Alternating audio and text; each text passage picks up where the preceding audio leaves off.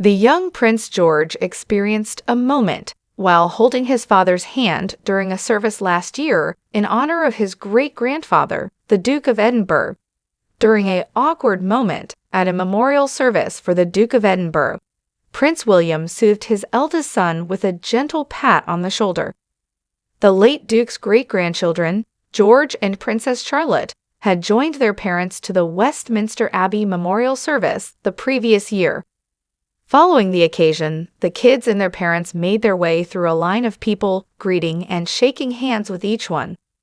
According to body language expert Nick Davies, George, who had been grasping his hand, started to feel awkward when William started a conversation with a military person. William quickly made a gesture to console his son, who had come into the Abbey looking confident, to fix this.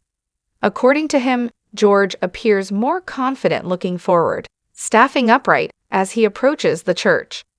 After entering, he observed, George takes a deep breath rapidly, gulps, and licks his dry lips, which is caused by preemptive worry, but he maintains good eye contact, and once he is spoken to by one of the priests, he breaks into a big smile, indicating his confidence. George's jaw tightens to the left, and he rubs the bottom of his jacket with his right fingers, indicating he feels uncomfortable and is looking for comfort. William instinctively recognizes this and puts his hand on George's shoulder once his father begins speaking to the navy gentleman with the gold braiding. It occurs before Prince George serves as a page of honor and assumes a significant part in the king's coronation.